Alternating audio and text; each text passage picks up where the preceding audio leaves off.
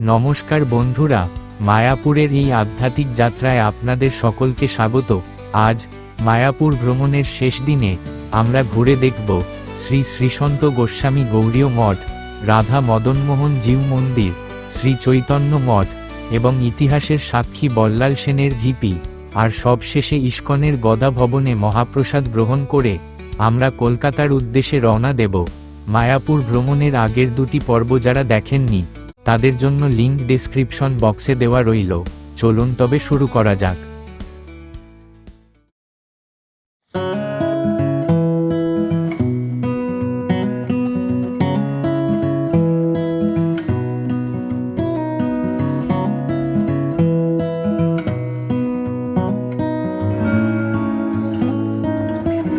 শীতের ভোরে মায়াপুর যেন এক অপার্থিব রূপ ধারণ করে। চারপাশ খুব শান্ত, দূরে কোথাও মঙ্গল আরতি আর খোল করতালের শব্দ ভেসে আসছে। সূর্য যখন আস্তে আস্তে উকি দিচ্ছে, তার সোনালি আলোয় পুরো ইস্কন চত্বর এক অদ্ভুত পবিত্রতায় ভরে উঠেছে। আমরা এখন বেরিয়ে পড়েছি ইস্কনের গৌশালা দেখার জন্য। আমাদের হোটেল প্রভুপাদ ভিলেজ থেকে এটি হাঁটা পথে মাত্র 10 মিনিটের দূরত্ব।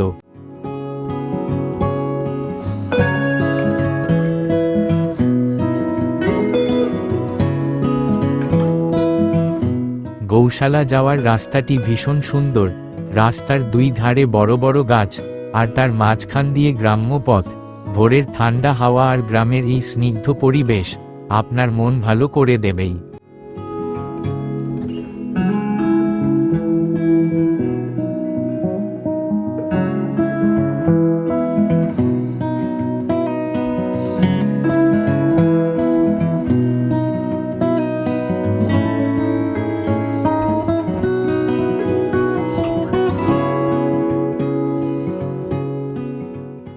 আমরা পৌঁছে গেলাম গৌশালার সামনে। ভেতরে ঢুকেই চোখে পড়বে একটি ছোট দোকান। এখানে গৌশালার গরুর খাঁটি দুধ থেকে তৈরি ঘি, মিষ্টি দই, ক্ষীর এবং আরও অনেক দুগ্ধজাত পণ্য পাওয়া যায়।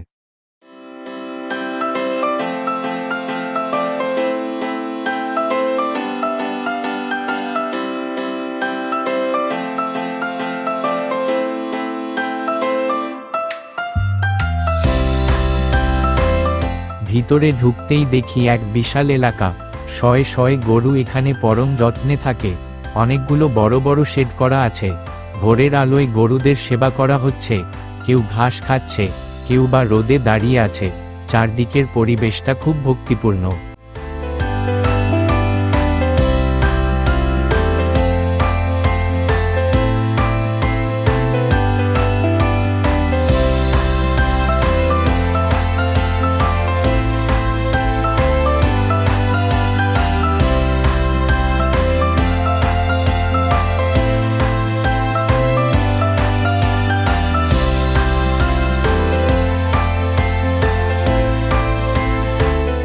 গৌশালা থেকে বেরিয়ে ঠিক উল্টো দিকেই দেখবেন শ্রুতি ভবন। এটি একটি বিশাল গেস্ট হাউস। অনেক ভক্ত মায়াপুর ভ্রমণে এসে এখানে থাকতে পছন্দ করেন। অনলাইন বা অফলাইন দুই মাধ্যমেই এখানে রুম বুক করা যায়।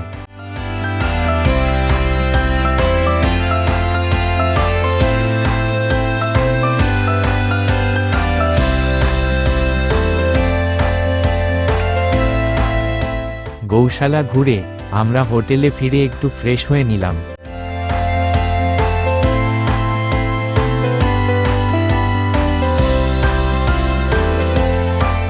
এরপর ব্রেকফাস্টের জন্য চলে এলাম ইস্কন গেটের ঠিক বাইরে হোটেল বিষ্ণুপ্রিয়াতে। ব্রেকফাস্ট সেরে এবার আমাদের বাকি দর্শনীয় স্থানগুলো দেখার পালা। আমরা 300 টাকা দিয়ে একটি টোটো রিজার্ভ করলাম পুরো ভ্রমণের জন্য।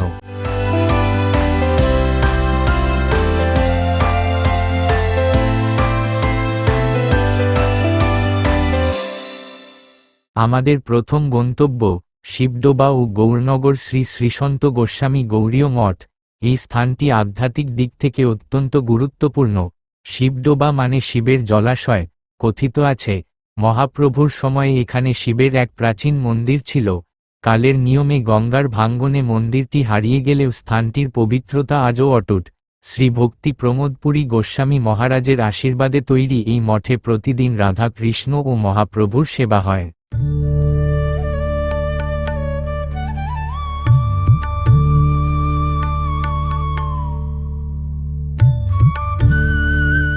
এরপর আমরা পৌঁছালাম শ্রী শ্রী গৌর সুন্দর রাধা মদনমোহন জিউ মন্দিরে। মায়াপুরের আধ্যাত্মিক এবং ঐতিহ্যবাহী মানচিত্রে এই মন্দির অত্যন্ত গুরুত্ব বহন করে।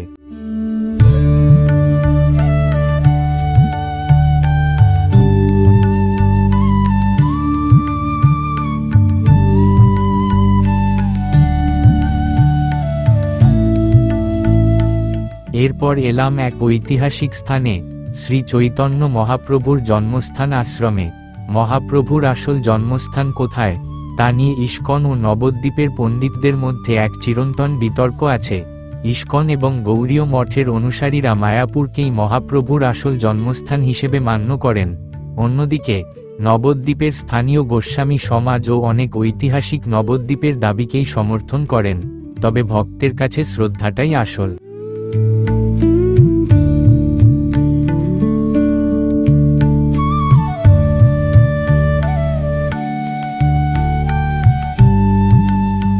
আশ্রমটি ঘুরে দেখতে দেখতে আমরা এলাম গৌরকুণ্ডর ধারে।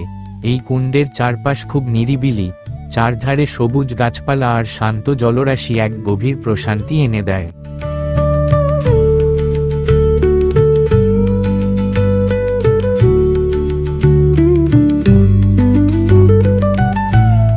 আমাদের পরের গন্তব্য শ্রীবাস পণ্ডিতের বসতভিটা বা শ্রীবাস অঙ্গন। শোনা যায় এখানে বসেই মহাপ্রভু তার ঘনিষ্ঠ ভক্তদের নিয়ে নাম সংকীর্তন করতেন।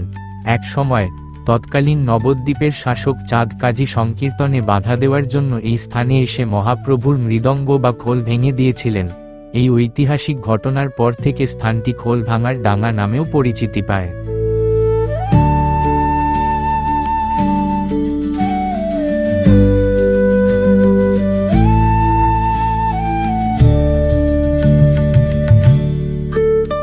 এই মন্দিরের ঠিক পাশেই অদ্বৈত ভবন, যেখানে অদ্বৈত আচার্য মহাপ্রভুকে প্রকট হওয়ার জন্য আহ্বান জানিয়েছিলেন।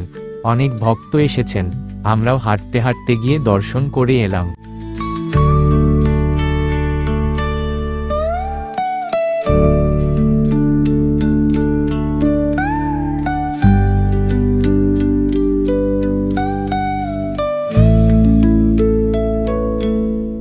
আমাদের পরের গন্তব্য মায়াপুরের শ্রী চৈতন্য মঠ।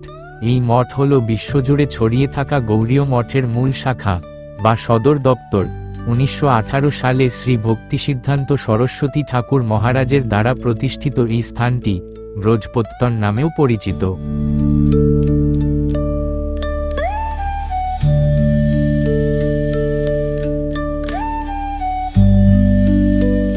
এই মঠটি বিশাল এলাকা জুড়ে ছড়িয়ে আছে। ভেতরে ঢুকে দেখলাম মূল মন্দিরের চারদিকে 4টি ছোট মন্দির রয়েছে, যা ভারতের প্রাচীন 4 বৈষ্ণব সম্প্রদায়ের 4 জন প্রধান আচার্যের প্রতি উৎসর্গ করা হয়েছে।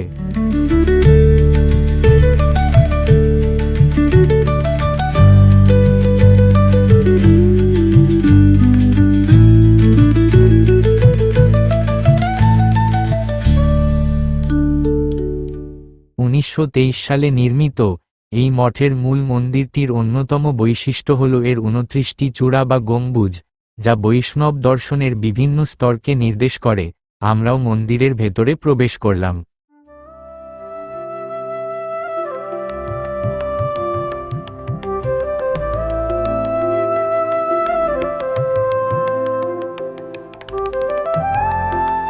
এই মন্দিরে রাধা কৃষ্ণ এবং শ্রী চৈতন্য মহাপ্রভুর বিগ্রহ অত্যন্ত নিষ্ঠার সাথে সেবা করা হয়। বিগ্রহর ছবি তোলা বারণ। আমরাও পুরো মন্দিরটা ঘুরে দেখলাম।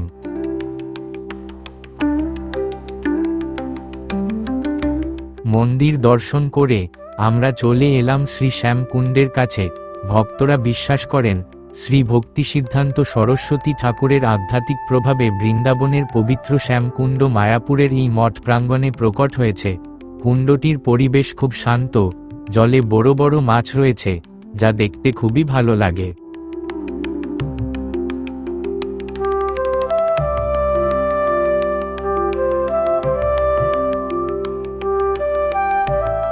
শ্যামকুণ্ড দর্শন করে দেখলাম এখানে আরও অনেক সমাধি মন্দির রয়েছে। আমরাও সেগুলি দর্শন করলাম। জানা যায় এই শ্রী চৈতন্য মঠ থেকেই একসময় ইস্কন প্রতিষ্ঠাতা শ্রী প্রভুপাদ তার গুরুদেবের কাছ থেকে পাশ্চাত্য দেশে কৃষ্ণনাম প্রচারের প্রেরণা পেয়েছিলেন।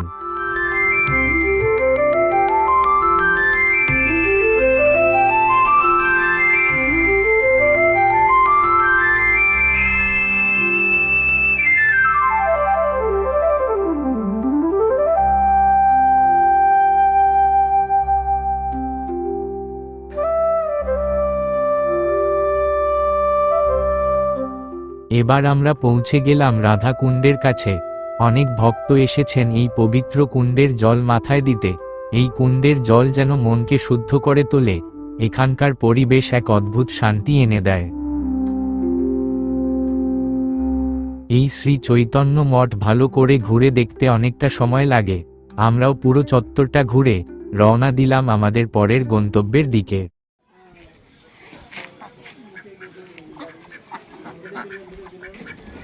আধ্যাত্মিকতার পর চলুন এবার একটু ইতিহাসের পাতায় ফেরা যাক।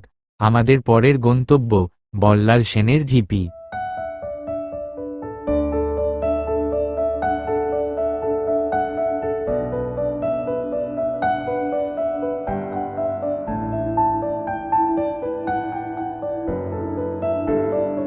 দ্বাদশ শতাব্দীর সেন রাজবংশের রাজপ্রাসাদের এই ধ্বংসাবশেষ আজও বাংলার গৌরবের কথা মনে করিয়ে দেয়।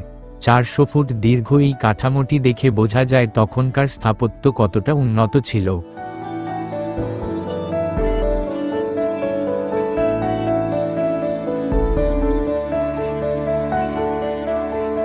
পোড়ামাটির ফলক আর বিশাল ইটের দেয়ালগুলো আজও ইতিহাসের সাক্ষী হয়ে দাঁড়িয়ে আছে।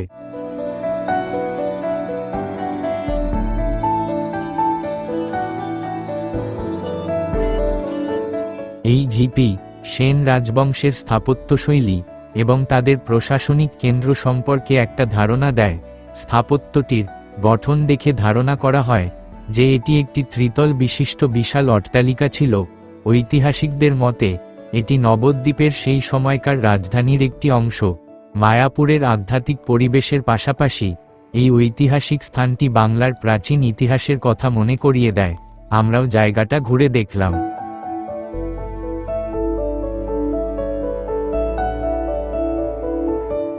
মায়াপুরের এতগুলো জায়গা দেখে আমরা ফিরে এলাম ইস্কন কমপ্লেক্সে লাঞ্চের জন্য।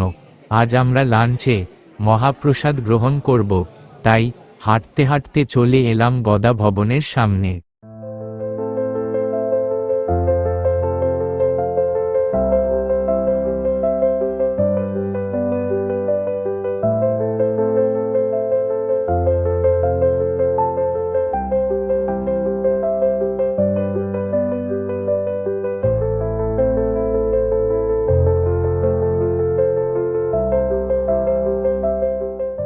গদা ভবনের একতলার প্রসাদের কুপন কাউন্টার থেকে আমরা কুপন কেটে নিলাম।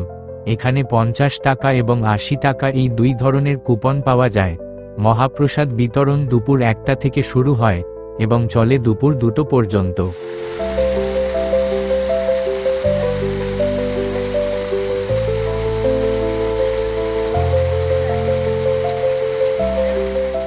ঘড়িতে দুপুর 12:30 বাজতেই আমরা শু স্ট্যান্ডে জুতো খুলে রেখে লাইনে দাঁড়িয়ে পড়লাম। অনেকেই দেখছি প্রসাদ গ্রহণ করতে এসেছেন।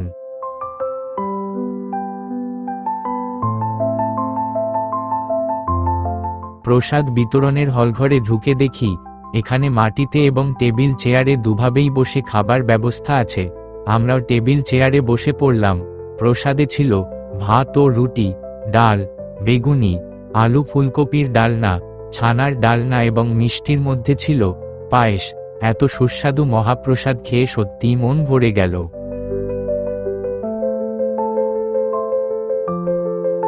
মায়াপুরের ইস্কন কমপ্লেক্সের অন্যতম আকর্ষণ হল এই টেম্পল অফ দ্য বৈদিক প্ল্যানেটোরিয়াম। এই মন্দিরটি আধুনিক স্থাপত্য এবং প্রাচীন বৈদিক দর্শনের এক অপূর্ব মিশ্রণ। এর সবচেয়ে বড় বৈশিষ্ট্য হল এর বিশাল গম্বুজ। এটি বিশ্বের অন্যতম বৃহৎ মন্দির গম্বুজ। মন্দিরটি নির্মাণে বিদেশি মার্বেল এবং উন্নতমানের প্রযুক্তি ব্যবহার করা হয়েছে। মায়াপুরের টেম্পল অফ দ্য বৈদিক প্ল্যানেটোরিয়াম মন্দিরের নির্মাণ কাজ বর্তমানে দ্রুতগতিতে এগিয়ে চলছে এবং বেশ কিছু গুরুত্বপূর্ণ অংশ ইতিমধ্যে ভক্তদের জন্য খুলে দেওয়া হয়েছে। আপনি যদি এই মন্দিরের ভেতরে প্রবেশ করতে চান তাহলে মাথাপিছু 50 টাকা প্রণামী দিতে হবে। মায়াপুরের প্রতিটি ধূলিকণা যেন এক একটা গল্প বলে। কিন্তু এবার আমাদের ফেরার সময় হয়ে এলো। আমরা কলকাতা ফিরব ওয়েস্ট বেঙ্গল ট্রান্সপোর্ট কর্পোরেশনের বাসে। অনেক দর্শক বন্ধু প্রশ্ন করেন বাসটি ঠিক কোথা থেকে ছাড়ে, তাই আপনাদের সুবিধার জন্য রাস্তাটি একটু ভালো করে বুঝিয়ে দিই। আপনারা যদি ইস্কন কমপ্লেক্সের 4 নম্বর গেট দিয়ে প্রবেশ করেন তবে সোজা রাস্তা ধরে বংশী ভবন গেস্ট হাউস পর্যন্ত হেঁটে আসবেন। বাস ঠিক তার পাশ থেকেই ছাড়ে। আর গদা ভবনের দিক থেকে এলে সামনের এই চওড়া রাস্তা ধরে সোজা হেঁটে এলেই আপনারা পৌঁছে যাবেন গৌরাঙ্গ সুপারমার্কেটের সামনে, যার ঠিক উল্টো দিকেই বংশী ভবন এবং আমাদের বাস স্ট্যান্ড।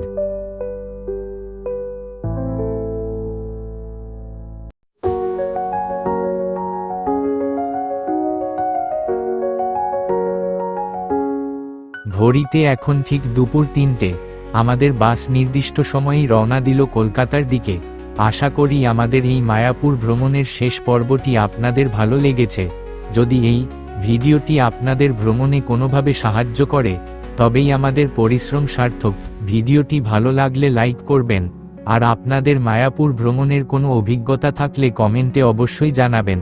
যারা নতুন তারা চ্যানেলটি সাবস্ক্রাইব করে আমাদের পাশে থাকবেন। দেখা হবে খুব শীঘ্রই নতুন কোনো গন্তব্যে। ততক্ষণের জন্য সবাই ভালো থাকবেন, সুস্থ থাকবেন। নমস্কার।